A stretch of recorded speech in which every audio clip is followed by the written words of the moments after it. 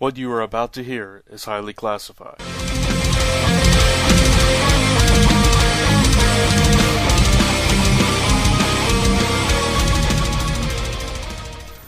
And welcome back to The Zone. I am Brant Fowler, aka the Gonzo Goose, co-host of the Zone 4 podcast and co-owner of ComicRelated.com. Back with you for another Marvel Now review, this time with Captain America #2, written by Rick Remender with art by Romita Jr.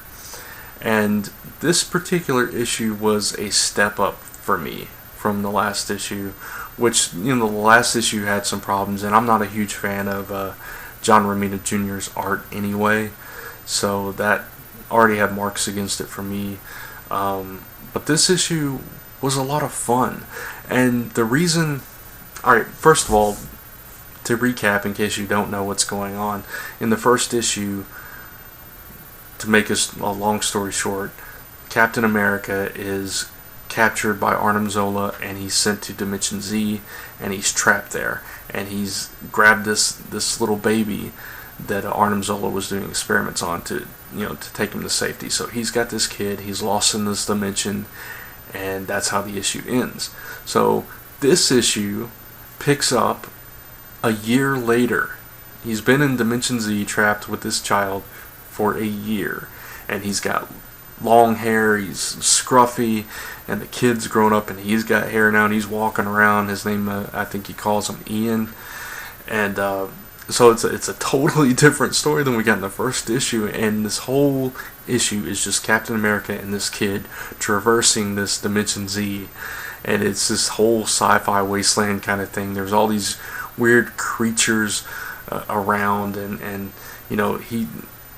it starts with a bunch of narration by Cap, and he's talking about the scarcity of food, and there's a sandstorm coming, so he can't feed the kid. The kid hasn't eaten solid food in 4 days, but he can't go out and get it now. But he promises the kid, it shifts the dialogue, and he promises the kid, tomorrow I'll get you food. And they're going out, and there's these marauders, and it's just this crazy sci-fi stuff, and Rick Remender is really going out there. Even Romita Jr.'s art here, I didn't mind it. I didn't even really pay attention to it. It was, he is very stylistic, and I'm not a huge fan of it, but here it worked. With this weird world, it just works for whatever reason. Just like it works with Mark Millar's book. And no, I'm not going to say the name, but the way it works over in that book, and it just fits. It fits here too. And I have to admit, I don't like his style with traditional superhero stories, but in this sci-fi setting, it does really fit. So I don't mind it at all. And they get captured, and this group of marauders, they think they're with Zola, and at the very last, all you see is this panel with spoiler alert, but it's a minor spoiler. All you see is this panel with this big sound effect, clunk, and then it goes off, and that's it. We don't know what happens beyond that. We'll have to pick up next issue to find out. And it was just a fun sci-fi romp. And some of my friends wondered if that kind of story works with Captain America, because Captain America is a soldier and he should be in that kind of setting, but I think it does. It's a displaced soldier on a sci-fi wasteland with a little kid. It's classic. It's a classic tale, and it just really works for me, and I really thoroughly enjoyed this issue, and I'm going to give it a 4.5 out of 5. That's right, I'm giving Romita Jr. art a 4.5 out of 5. Yes, maybe the world has ended. Nah, I'm just kidding. But no, it was just a fabulous issue, and I think if you're a Cat fan, I think you'll enjoy this. I think if you're just a comic fan, you'll enjoy this book. At least this particular issue. Where it goes from here, I don't know. We'll see. We'll see if it can uphold this.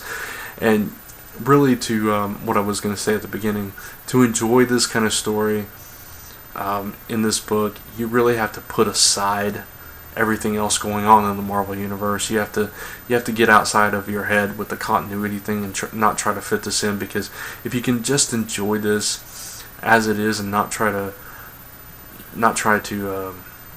what's the word I'm looking for? Not try to analyze it, not try to try to pigeonhole it and try to make sense of where everything fits, you'll enjoy this. If you try to wrap your head around all that, this is going to take you completely out of it, because continuity-wise, all these books are just totally totally off on their own and messed up, and it's like they're not even paying attention to it. So, if you can ignore that, you'll enjoy this book. And so, 4.5 out of 5. That good. And that's going to do it for this review. Check out all my other reviews here on the Zone 4 Podcast channel.